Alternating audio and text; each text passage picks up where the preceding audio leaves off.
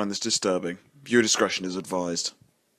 That was not a joke. If you are squeamish, have a fear of pus or blood, or just have trouble forgetting disturbing things, then you might want to scroll down and click to a new tab. Some of the imagery in this episode is unsettling. Whenever I think of a horrid episode of any show, this is what immediately comes to mind. It's what lets me know that things could always get worse, and to count every single blessing we have. The plot of this episode is simple. SpongeBob gets a splinter, and he spends about 11 minutes trying to get it out. If that makes it sound boring, let me tell you that this episode is anything but. In some episodes of SpongeBob, the title card gets fitting background music, like in Spongicus, you get a Roman theme sound. I love here how it plays the same classic tune, like it's saying that it's just another typical episode. As soon as the episode starts, we get our first sign that this was an incredibly terrible idea. It starts out with some incredibly mundane filler, until SpongeBob manages to fling his spatula into the ceiling. He stacks a bunch of boxes to get up, and begins attempting to pull it out. In those boxes were swords and tartar sauce. As soon as SpongeBob pulls his spatula out, he begins falling to the ground.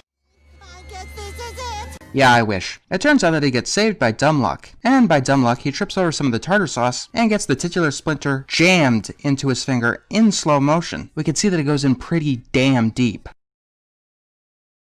Then SpongeBob starts trying to pull it out, and we see him cringe as he does it. We see how real the pain feels. The writers and animators are determined to make it seem as painful as possible. I don't know if this is a half-assed attempt at slapstick, or just an attempt to make the audience cringe. If it was the former, you've got to make the pain cartoonish and over the top. Like, say, have a piano fall on someone's head. That's funny because it can't really happen to us. Most of us have had splinters, and some of us have had splinters we couldn't get out. So yeah, we can feel this pain. So eventually, SpongeBob tries to pull it off with his teeth, and ends up ripping his skull out. And that convinces him to leave the splinter in. With the splinter getting in the way, SpongeBob ties the spatula to his nose, and that ends up annoying Squidward. Some cliches never do die. And then Squidward sees the splinter. SpongeBob shows it to him, and some of the pus drips on his face. Are you grossed out yet? 'Cause it gets better. Squidward tells SpongeBob that if he doesn't get the splinter out, then Mr. Krabs will be forced to send him home early. It's at this point that I began to wonder if I was overblowing this episode's vile repulsion, when I called it a shitty abomination of hell. Sure, we've had tons of filler and a little bit of gross out, but that's nothing out of the ordinary for your typical modern SpongeBob episode. And then SpongeBob called Dr. Patrick. So, enter Dr. Patrick. He starts out by chewing on SpongeBob's foot, in grotesque detail. Okay,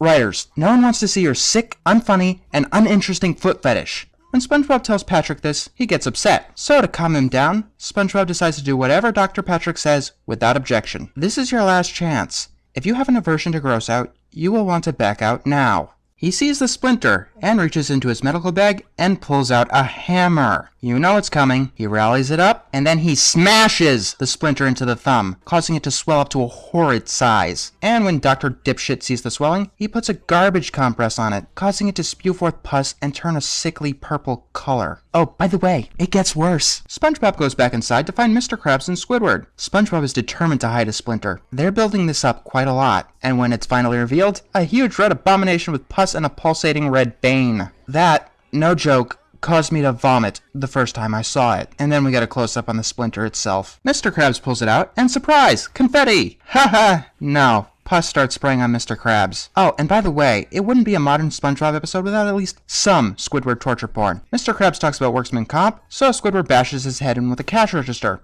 only to find out that his shift ended 2 minutes ago. To call this episode a piece of utter shit would be an insult to shit, pardon the cliche. Without the disgusting visual gimmicks, this episode has no legs to stand on. It wants to gross you out, and if it doesn't, it'll only end up boring you. There is no reason for this episode to exist, other than nausea fuel. It's an excuse to be as gross as possible, and a flimsy excuse at that. I don't know who would be vile enough, repulsive enough, disgusting enough to think that this would be a good idea, and then to actually make a goddamn episode about it? Who wrote this? 3? This episode had 3 writers. How is that possible? How did 3 professional level writers come forth with this crap when a 5-year-old would know better and throw it in the trash? These 3 do not deserve to have jobs. They deserve to be fired immediately and blacklisted. There's putting no effort into something, and then there's putting effort into making something as utterly horrible as possible. Believe me when I say that I know how bad things can get. To answer your question, no. Putting your hoof down is not worse than the splinter. Putting your hoof down is a concept that could have worked in some form of reality. Fuck no. It's just the first one I usually think of when I think of a bad episode. It probably wouldn't even hit the top 10.